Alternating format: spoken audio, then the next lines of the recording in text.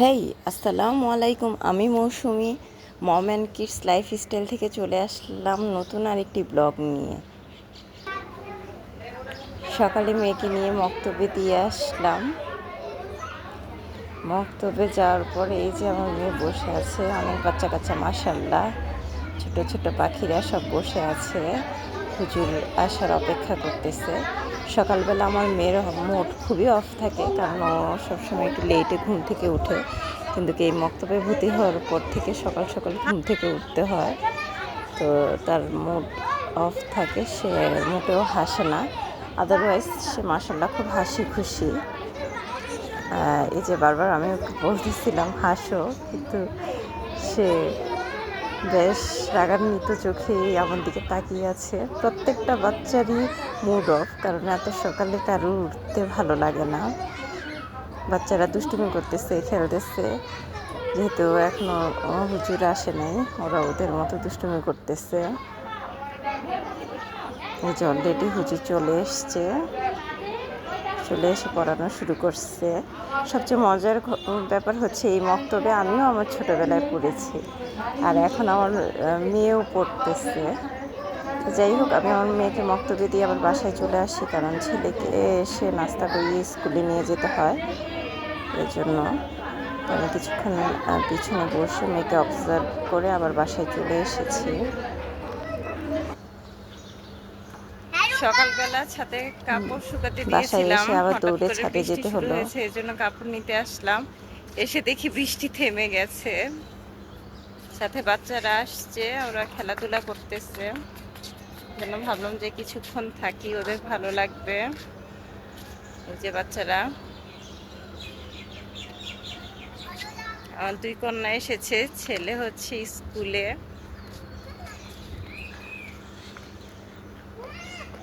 ছাদে আসলে ওরা পছন্দ করে, কিন্তু আসলে অলসতার কারণে আসা হয় না। আসলে বাচ্চারা খেলতে পারে। আর এখন তো ওয়েদারটা খুবই সুন্দর, যেহেতু একটু বৃষ্টি এসেছিল, আকাশটা দেখতে খুবই ভালো লাগছে।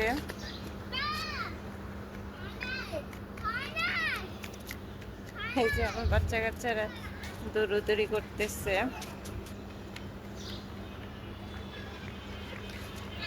বাসায় চলে যাব, রান্না বসিয়েছি, গিয়ে রান্না করতে হবে, ছেলেকে স্কুল থেকে আনতে হবে।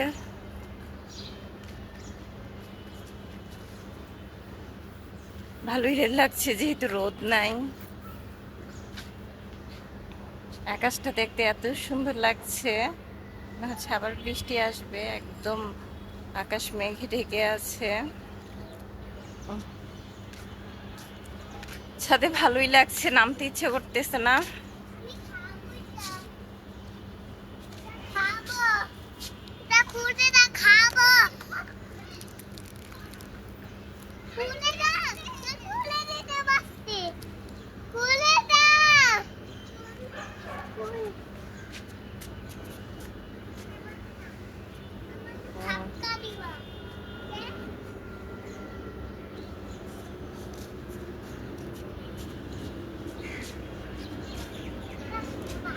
আমরা ছাড়া ছাদে আর কেউ নাই, এজন্য বেশি ভালো লাগছে।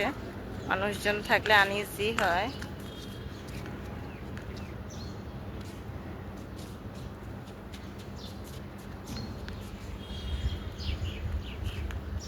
আমার সাথে সাথে তোমাদেরকেও একটু দেখাচ্ছি সবকিছু।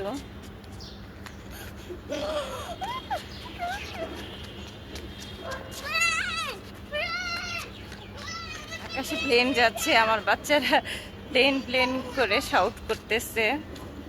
সব পিচ্চিদের মনে হয় ছোটবেলায় এটা একটা প্রিয় খেলা থাকে, যে যখন প্লেন যায় তখন প্লেন প্লেন করতে থাকে।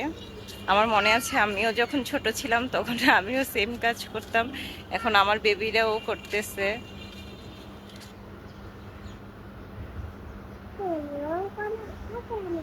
এই যে বিকেলে হচ্ছে আমার ছোট কন্যা আঁকাআঁকি করছে, বড় কন্যা ঘুমাচ্ছে। সে শাড়ি পরেছিল বাসায় সাজুগুজু করে, অলরেডি শাড়ি পরা অবস্থায় এভাবে ঘুমিয়ে গেছে।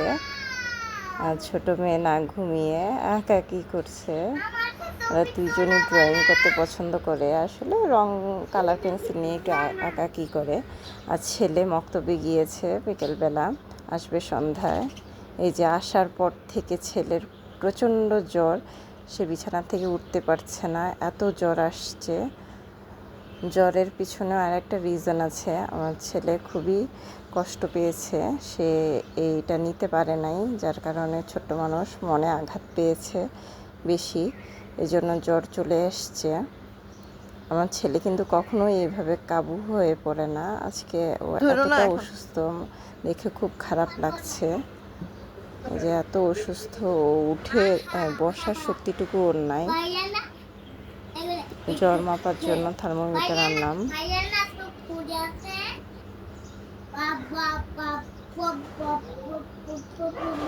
ছেলেটা খুবই অসুস্থ। এই যে ওর বোনরা ওর সাথে দুষ্টুমি করছে। জ্বর মাপার পর দেখি 104 ডিগ্রির উপরে জ্বর, এত জ্বর আসছে যা ইমাজিন করার মতো না, সারা গা জ্বরে পুড়ে যাচ্ছে। আমি সাথে সাথে ওষুধ আনাইয়া ওষুধ খাওয়ালাম। এই যে ছোট মেয়েও এখন জ্বর মাপবে, ওরা মজা করে জ্বর মাপতেছে, কিন্তু ওর ভাইয়ের অনেক জ্বর, ওরা তো আর সেটা বুঝে না, থার্মোমিটার দেখে জ্বর মাপতে চাচ্ছে, তো আমি ওদের একটু মেপে দিলাম।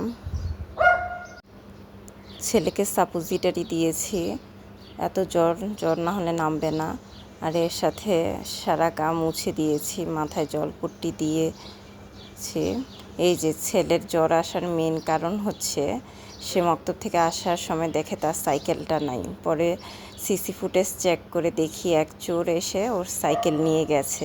যদিও সে সাইকেল তালা দিয়ে রাখে, কিন্তু বাচ্চা মানুষ তালাটা ভালো করে দেওয়া হয়নি, চোর এসে তার সাইকেলটা নিয়ে গেছে। সে এতটা কষ্ট পাইছে বাচ্চাটা বেচারা, সেই ধকলটা নিতে পারে নাই, সাথে সাথে জ্বর চলে আসছে। এই যে সাপোজিটারি দেওয়ার পরে, সারা গা মুছে দেওয়ার পরে জ্বরটা একটু কমেছে, তারপরেও সে উঠে বসতে পারতেছে না, শুয়ে এই অবস্থায় স্কেল নিয়ে খেলা করতেছে। যেই বাচ্চা আমার সারাক্ষণ দুষ্টুমি করে, চঞ্চলতায় ভরপুর, সেই বাচ্চা এখন বিছানায় শুয়ে আছে। এটা একটা মায়ের জন্য খুবই কষ্টকর, বেদনাদায়ক। সাইকেল হারিয়ে যাওয়ায় আমি যতটা কষ্ট পেয়েছি, তার চাইতে আমার ছেলে এত অসুস্থ, এই জন্য এর চাইতে অনেক বেশি কষ্ট পেয়েছি। আর এদিকে আমার বড় কন্যা কালার পেন্সিল নিয়ে বসছে কালার করার জন্য। ও পড়াশোনার চাইতে কালার করতেই বেশি পছন্দ করে, বাচ্চা মানুষ যা মন চায় আঁকতে থাকে আর কালার করে। আমি আর নিষেধ করি না যে করতে থাকুক, বাচ্চারা আঁকতে আঁকতেই তো শিখবে। আর ছোটো কন্যা ঘুমিয়ে গেছে, ভাইয়ের জ্বর আসছে, ঘরের পরিবেশ থমথমে, এজন্য সেও বেশি দুষ্টামি না করে তাড়াতাড়ি ঘুমাই পড়ছে। আর আমারও যেহেতু ছেলের জ্বর, মন টন ভালো নাই। এই যে আমার ছেলের সাথে সাইকেলে শেষ ছবি তোলা, সাইকেলটা পুরাই নতুন ছিল, ওর খুব শখের সাইকেল ছিল।